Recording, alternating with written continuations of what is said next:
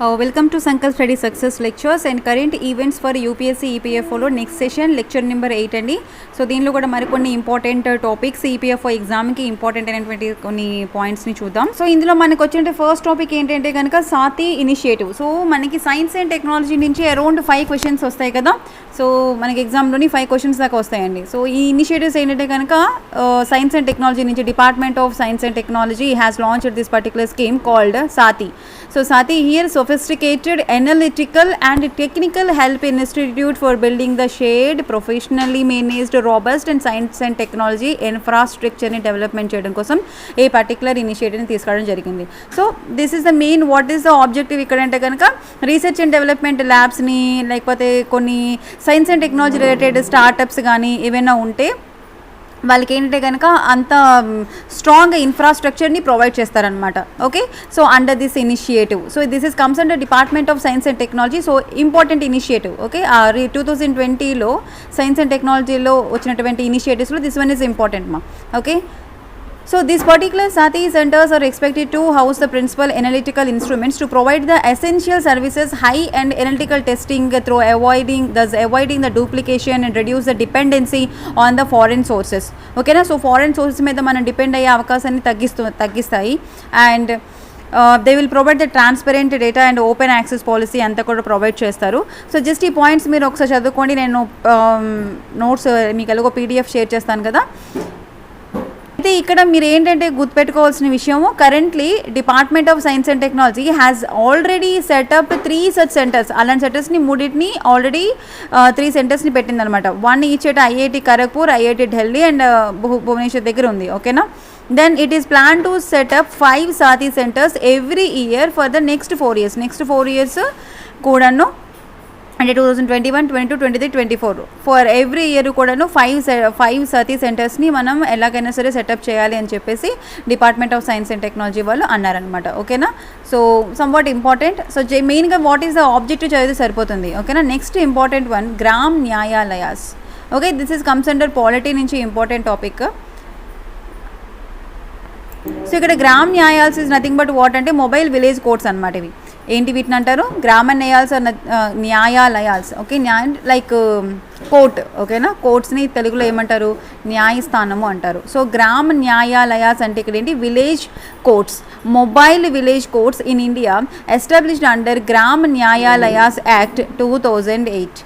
Okay, so what is the main objective this particular Grama న్యాయాలయాస్ are village courts అంటే కనుక the objective that setup is speedy and easy access to the justice system in the rural areas of India. Okay, mainly they want to provide inexpensive justice to the people in rural areas at their door step. Okay, so rural ఏరియాస్లో ఉండే people maximum poor people ఉంటారు కదా. So వాళ్ళకి judiciary ఖర్చు అవన్నీ తగ్గించడం కోసం ఏంటంటే కనుక వాళ్ళ దగ్గరికే న్యాయస్థానాన్ని తీసుకువెళ్ళడం అనేది జరిగిందనమాట. That is the mobile courts. Okay, so it excess the power both criminal and civil courts. Okay, so remember this point is very very very important.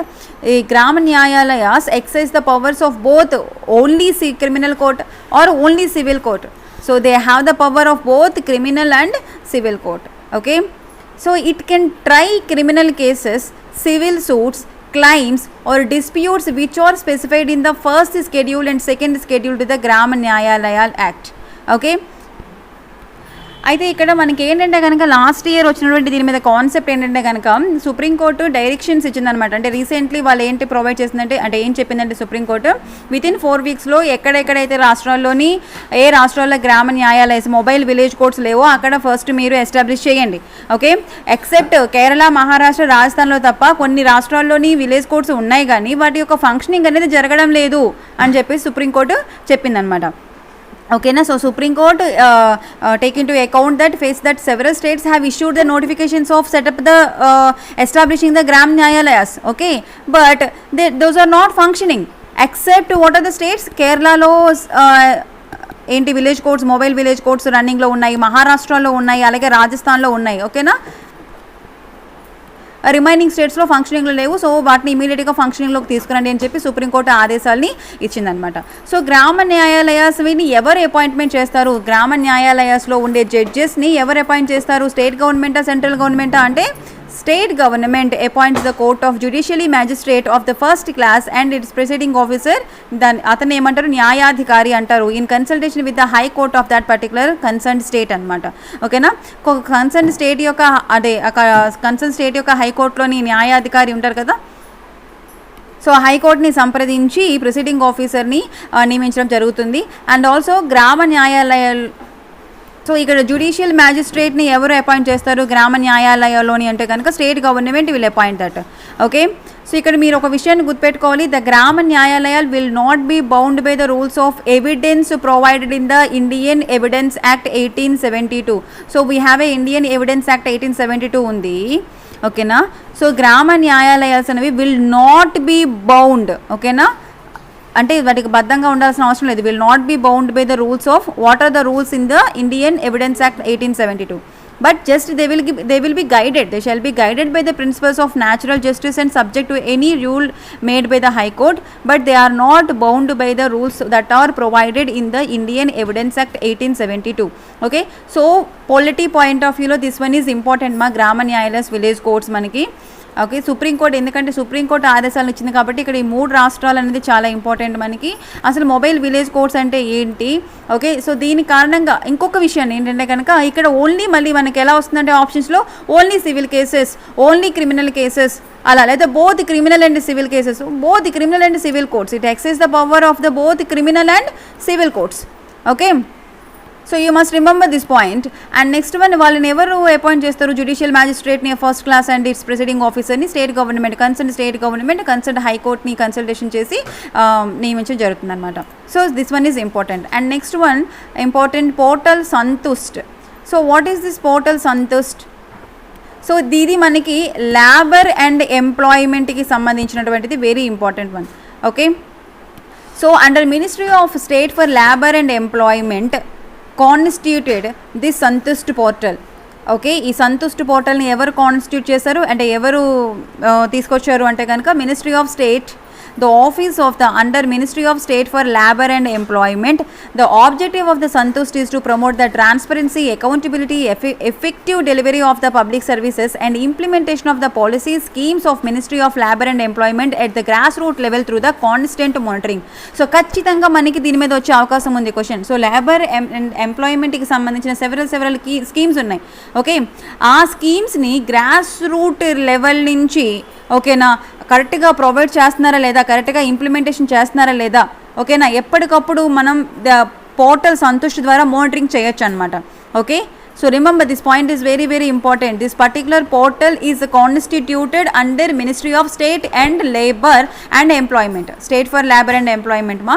So ఇక్కడ మెయిన్ ఆబ్జెక్టివ్ ఏంటంటే కనుక this particular portal will provide the transparency and అకౌంటబిలిటీని provide చేస్తుంది. అంటే for example మనకి చాలా several schemes ఉన్నాయి ministry of labour and ఎంప్లాయ్మెంట్లోని. సో అవి గ్రాస్ రూట్ లెవెల్ నుంచి కూడాను ఇంప్లిమెంటేషన్స్ జరుగుతున్నాయా లేదా అని మానిటరింగ్ ఎవరు చేస్తారంటే కనుక ఈ పర్టికులర్ పోర్టల్ ద్వారా మనం మానిటరింగ్ చేయొచ్చు అనమాట. And we have public grievance portal ఉంది, that is CPGRAM, right, centralised CEP, centralised public grievance redressal and monitoring system. Okay, this is an online web enabled system idi. So this is another portal for public grievances. Okay, so remember this particular portal under state for labor and employment. So ఆ particular ministry వాళ్ళు check చేస్తారు ఎప్పటికప్పుడు మనకి కరెక్ట్గా grass root లెవెల్లో implementation జరుగుతుందా లేదా అని. బట్ పబ్లిక్ గ్రీవియన్స్ సంబంధించి మనకి ఇంకొక పోర్టల్ ఉంది, అదేంటి centralised public grievance redressal and monitoring system. Okay, this is online web enabled system అనమాట. సో దీన్ని ఎవరు డెవలప్ చేశారు, NIC. సో మనకి ఉన్నటువంటి ఇన్ఫర్మేషన్ సెంటర్ ఏంటి, national informatics centre, develop its association with public grievance and department of administrative reforms and public grievances. So వాళ్ళతోని associate అయ్యి ఈ పర్టికులర్ పోర్టల్ని తీసుకురావడం జరిగిందనమాట. సో సిటిజన్స్ యొక్క గ్రీవియన్సెస్ ఉంటాయి. గ్రీవియన్స్ ఇక్కడ అంటే మనోవేదన అంటే ఫర్ ఎగ్జాంపుల్ ఏదో ఒక ప్రాబ్లం వచ్చింది అంటే ఫర్ ఎగ్జాంపుల్ ఎక్కడైనా చెత్త పేరుకుపోయింది, లేకపోతే వాటర్ నిల్వలు ఉండిపోయాయి, లేకపోతే మనకి లేదా సంథింగ్ పెన్షన్ రాలేదు, లేకపోతే లేబర్ రిలేటెడ్ ఏదో డిజేబుల్మెంట్, పార్షియల్ డిజేబుల్మెంట్ వచ్చింది, లేకపోతే డెత్ అకర్ అయింది, సో దానికి సంబంధించిన మనీ రాలేదు. సో ఇవన్నీ కూడా మనకి గ్రీవియన్సెస్ అనమాట. ఓకే, సో వాటికి సంబంధించినటువంటి అప్లికేషన్స్ ఎంతవరకు స్పీడీ రికవరీ అయ్యాయా, ఈ స్క్రూటినైజింగ్ ఇవన్నీ కూడా మనకి చెక్ చేసుకోవచ్చు మీరు ఈ centralised public grievance redressal and monitoring సిస్టంలోని. Okay, so next one very very important, government launches the school health programme under Ayushman Bharat. So ఇంతకుముందు నేను మీకు గవర్నమెంట్ స్కీమ్స్ ఎక్స్ప్లెయిన్ చేసినప్పుడు ఆయుష్మాన్ భారత్ ఎక్స్ప్లెయిన్ చేశాను. సో ఆయుష్మాన్ భారత్ కింద గవర్నమెంట్ ఏంటంటే లాంచ్ చేసింది, స్కూల్ హెల్త్ ప్రోగ్రామ్ని లాంచ్ చేసింది. School health SHP, okay, school health ప్రోగ్రామ్ని లాంచ్ చేసింది under Ayushman Bharat health and wellness centres. Okay, so what is the school health ambassador initiative? School health programme అంటే ఏంటి అంటే కనుక, this is comes under which ministry? Obviously Ministry of Health and Family Welfare and Human Resource Development. Okay, remember this particular initiative jointly rolled out by Ministry of Health and Family Welfare and Ministry of Human Resource Development. Okay, so with the help of this particular program they want to teach the skills ranging from emotional wellbeing ఎలా ఉండాలి, mental health and interpersonal relationships ఎలా ఉండాలి, వాటన్నిటి మీద వాళ్ళకి guide చేయడం అనేది జరుగుతుంది అన్నమాట. సో ఇక్కడ మీరు ఏంటంటే గుర్తుపెట్టుకోవాలి, గవర్నమెంట్ ఈ పర్టికులర్ ప్రోగ్రామ్ని లాంచ్ చేసింది కదా అండర్ ఆయుష్మాన్ భారత్ కింద. సో ఏంటి ఆ మినిస్ట్రీస్ ఒకటి గుర్తుపెట్టుకోండి. ఓకే, సో అంతకు మించి మీకు ఇక్కడ ఏంటి అవసరం లేదు. ఒక్కసారి ఈ పాయింట్స్ని చదువుకోండి పీడిఎఫ్లోనే, ఒకసారి జస్ట్ వన్ టైం రీడ్ చేయండి, వీటి నుంచి ఏం పెద్దగా పాయింట్స్ రావాలండి. బట్ ఇక్కడ ఏంటంటే కనుక ఈ ఎవరైతే అంబాసిడర్స్ ఉంటారో వాళ్ళకి ట్రైనింగ్ అనేది trained that by the ambassadors will be trained by the national resource group వాళ్ళు ట్రైనింగ్ ప్రొవైడ్ చేస్తారు. That was constituted by the national council of education research and NCERT. ఓకేనా, research and training. Next one Ayushman Bharat. ఈ ఆయుష్మాన్ భారత్ అనే programme ఇక్కడ మనకి important. 2018లో దీన్ని launch చేశారు under ministry of health and family welfare కింద. So under Ayushman Bharat they want to provide the universal health care to the poor people and needy people and vulnerable section. ఓకేనా, you must remember this point. Poor పీపుల్కి అలాగే needy persons ఎవరైతే ఉన్నారో వాళ్ళకి and vulnerable sections of the country వాళ్ళకి ఏంటంటే కనుక universal health care ప్రోగ్రామ్ని ప్రొవైడ్ చేయాలి under Ayushman Bharat. Okay, and it covers both prevention and health promotion కూడా ఉంటుంది. అండ్ రిమైనింగ్ డెప్త్గా మీరు ఇంకా గవర్నమెంట్ స్కీమ్స్లో చదవండి. ఓకేనా, సో దట్స్ ఇట్. ఇక్కడ జస్ట్ మీరు అండర్ ఆయుష్మాన్ భారత్ కింద తీసుకొచ్చిన ఇనిషియేటివ్ ఏంటి అని తెలుసుకుంటే సరిపోతుంది, మరీ డెప్త్గా ఏం అవసరం లేదు. And the next one 9th schedule of the constitution. So మనకి పాలిటీలో ఖచ్చితంగా స్కెడ్యూల్స్ మీద క్వశ్చన్ అయితే వస్తుంది, right? First schedule, second schedule, especially fourth schedule and 5th 6th and 8th schedule మీద, 10th షెడ్యూల్ మీద, 12th 11th షెడ్యూల్ మీద మొత్తం ఉన్నదే మనకి యాక్చువల్గా 12 షెడ్యూల్స్. సో ఒరిజినల్ కాన్స్టిట్యూషన్లో మనకి 8 షెడ్యూల్స్ ఉన్నాయి, రైట్? సో తర్వాత లేటర్ ఆన్ మనకి 1951 నుంచి 9th 10th అలా ఒక్కొక్క షెడ్యూల్ అనేది యాడ్ అవుతూ వచ్చింది with the help of some articles. Okay, అయితే మనకి ఫస్ట్ షెడ్యూల్లో మీకు ఆల్రెడీ తెలుసు name of the states and territorial jurisdiction గురించి ఉంటుంది. అండ్ సెకండ్ షెడ్యూల్లో మనకి అంటే president of India, governor of state and speaker and deputy speaker of Lok Sabha వీళ్ళకి సంబంధించిన అలయన్సెస్, ప్రివిలేజెస్, ఎమిల్మెంట్స్ గురించి ఉంటుంది. అండ్ మీకు ఇక్కడ గుర్తుపెట్టుకోవాల్సింది ఏంటంటే 4th షెడ్యూల్ మీద చాలాసార్లు క్వశ్చన్ అడిగారు. 4th షెడ్యూల్లో మనకి Rajya Sabha of states, allocation of the seats in the Rajya Sabha to the states and the union territories. Okay, allocation of the seats in the Rajya Sabha వాళ్ళకి సంబంధించి మనకి 4th షెడ్యూల్లో ఉంటుంది. And administration of schedule areas and schedule tribes గురించి 5th షెడ్యూల్లో ఉంటుంది, 5th షెడ్యూల్లోని. Okay, 6th షెడ్యూల్లో మనకి 5th షెడ్యూల్లో షెడ్యూల్ ఏరియాస్, షెడ్యూల్ ట్రైబ్స్కి సంబంధించిన అడ్మినిస్ట్రేషన్ గురించి ఉంటుంది కదా. అందులో మనకి ఎక్సెప్ట్ సమ్ స్టేట్స్ ఉంటాయి, ట్రైబల్ ఏరియాస్ ఉంటాయి, అంటే అస్సాం, మేఘాలయ, త్రిపుర అండ్ మిజోరం. దానికి సంబంధించి 6th షెడ్యూల్లో ఉంటుందన్నమాట. 6th షెడ్యూల్లోని the provisions which are related the administration of tribal areas in the state of Assam, Meghalaya, Tripura and Mizoram. Okay, so obviously మీకు తెలుసు ఆల్రెడీ 7th షెడ్యూల్లో ఏముంటుంది, లిస్ట్ గురించి ఉంటుంది. 3 లిస్టులు ఉంటాయి, union list, concurrent list and state list. Okay, residuary powers. And next one 8th షెడ్యూల్లో మనకి లాంగ్వేజెస్ ఉంటాయి, official languages, original how many language are there in the constitution. And 9th షెడ్యూల్లో మనకి ఏంటంటే కనుక యాక్చువల్గా మనకి 9th షెడ్యూల్ లేదు, ఆర్టికల్ 31B కింద మనకి దీనిని న్యూ ఆర్టికల్ 31B వచ్చింది. సో ఈ పర్టికులర్ 9th షెడ్యూల్ని మన కాన్స్టిట్యూషన్లో యాడ్ చేయడం జరిగింది. Okay, under the first amendment 1951 1951లో ఫస్ట్ అమెండ్మెంట్ చేశారు. ఓకే, ఫస్ట్ అమెండ్మెంట్లో మనకి 9th షెడ్యూల్ని యాడ్ చేయడం జరిగింది. సో దీనిలో ఏంటంటే కనుక mainly 9th schedule dealing of acts and regulations of the state legislature dealing with the land reforms. Okay, 9th schedule deals with the what? Land reforms. అప్పుడు ఏంటి మనకి zamindari system. So land reforms and abolition of zamindari system of the parliament dealing with other matters also included here. Okay, మీరు గుర్తుపెట్టుకోవాల్సిందంటే this particular schedule was added in the constitution with the help of first amendment in the 1951 and article 31B also added. Okay, so 9th schedule contains the list of central and state laws ఉంటాయి మనకి which cannot be challenged in the court. Okay, 9th షెడ్యూల్లో మనకి ఏంటుంటాయి? List of centre and state laws ఉంటాయి. వాటిని మనము ఏ కోర్టులోని కూడా ఛాలెంజ్ చేయలేం. That means what? Those are not comes under judicial review. Okay, which cannot be challenged in the court. So currently 284 such laws are shielded from the judicial review. So అలా మనకి ఇప్పుడు 284 లాస్ దాకా ఉన్నాయన్నమాట. So వాటిని మనం కోర్టులో challenge చేయడానికి లేదు. And this particular schedule become a part of constitution in the 1951. ఇది మీకు ఆల్రెడీ చెప్పాను, ఫస్ట్ అమెండ్మెంట్ ద్వారా అయింది. సో దట్ ఒక కొత్త ఆర్టికల్ కూడా క్రియేట్ అయింది, దట్ ఈస్ ఆర్టికల్ 31B. మెయిన్గా మీరు గుర్తుపెట్టుకోండి, 9th షెడ్యూల్లో మనకి స్టేట్ అండ్ సెంట్రల్ లాస్ ఉంటాయి. And abolition of zamindari system also there in this and land reforms also there in this particular schedule. Next one, while Article 31A extends the protection to the classes of laws, whereas Article 31B shield the specific laws or enactments. Okay, 31Aలో మనకి దేని గురించి ఉంటుందంటే agrarian రిఫార్మ్స్కి సంబంధించి, abolition of zamindari సిస్టమ్కి సంబంధించి we have the article 31A. Okay, so article 31A provides the protection to the some classes of laws. So దానికి 31B ఏం చేస్తుందంటే మరికొద్దిగా స్పెసిఫిక్ లాస్కి వాటికి అంటే కనుక ఇంకొంచెం కవర్ చేస్తుంది అనమాట. ఓకే, ఇంకొంచెం ప్రొటెక్షన్ని ప్రొవైడ్ చేస్తుంది. That is article 31A and 31B. ఇక్కడ ఈ పాయింట్ చదవండి జాగ్రత్తగా. It was created by the new article 31B which along with article 31A was brought in by the government to protect the laws which are related to agrarian reforms. ఏంటప్పుడు మనకు వచ్చే agrarian reforms? Abolition of zamindari systems. Okay, అయితే మీకేం చెప్పాను? Article 31B ప్రకారము అది judicial రివ్యూలోకి రాదు అని చెప్పాను. It excludes the judicial review.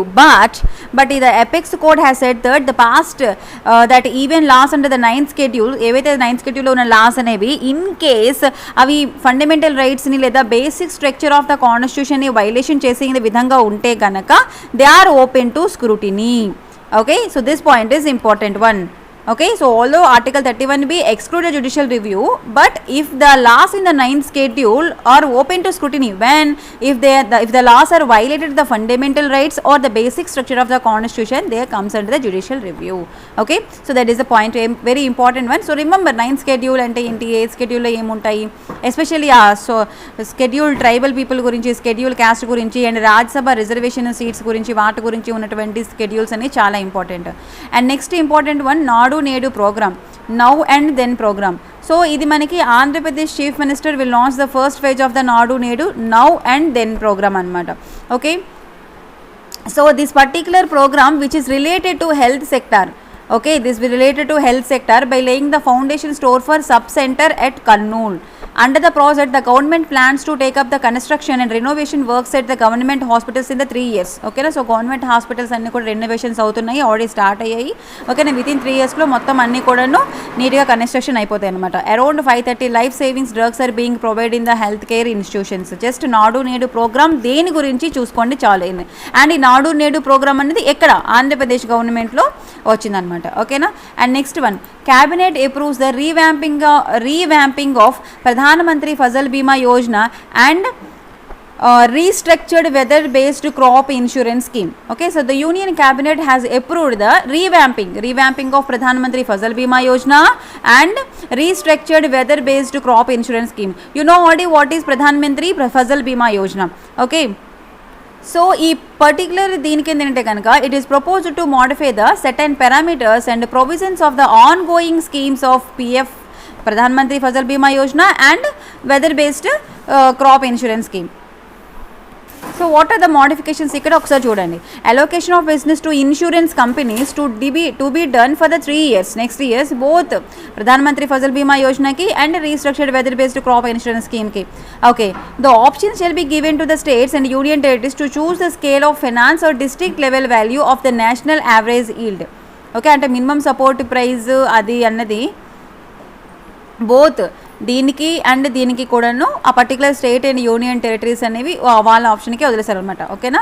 And next one, central subsidy under Pradhan Mantri Fasal Bima Yojana and this particular scheme to be limited for premium rates up to 30% for unirrigated areas or crops and 25% for irrigated areas. ఓకేనా. So central subsidy ఎంత మనకి 30% for unirrigated areas, అంటే ఎక్కడ వ్యవసాయం జరగని దగ్గర పంటలు పండని దగ్గర 30% ఇస్తారు. 25% for irrigated areas and crops. And district having the 50% or more irrigated area will be considered as a irrigated area or district. ఓకేనా.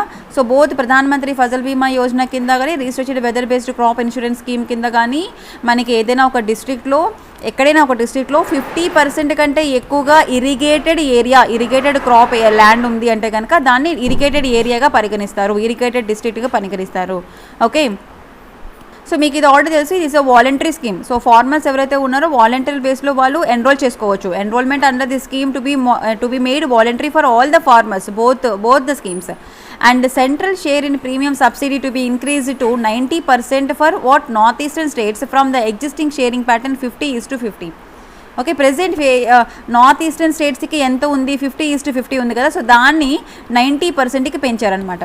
సెంట్రల్ షేర్ ఇప్పుడు ప్రీమియం సబ్సిడీ ఎంత 90% for the north eastern states.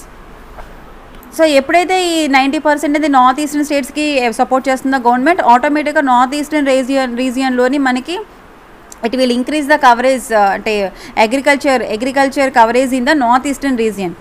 Okay, so they can manage their agriculture risk in the better way because the government provides the 90% assistance to the northeastern regions, right? And with these changes which will aim outundi ante kanaka it is expected that farmers would be able to, so with the help of these particular schemes ikkada farmers would be able to manage the risk in agriculture production in a better way. Okay, and farmer ki kuda stabilized income anedi untundi and north eastern రీజియన్లోని increase అవుతుంది ఆటోమేటిక్గా. So these changes are proposed to be implemented from kharif season 2020 season through the country. So already నేను మీకు డీటెయిల్గా ప్రధానమంత్రి Fasal Bima Yojana crop insurance scheme గురించి మీకు already నేను డీటెయిల్గా ఎక్స్ప్లెయిన్ చేశాను. సో జస్ట్ క్యాబినెట్ అప్రూవ్ చేసింది, సమ్ చేంజెస్ చేశారు Pradhan Mantri Fasal Bima Yojana and restructured weather based crop insurance స్కీమ్లోని. So just have a look once. ఇక్కడ మీరు గుర్తుపెట్టుకోవాల్సింది 30%, 25% అండ్ నార్త్ ఈస్టర్న్ స్టేట్స్కి 90%. ఇంతకుముందు 50:50 ఉండేది.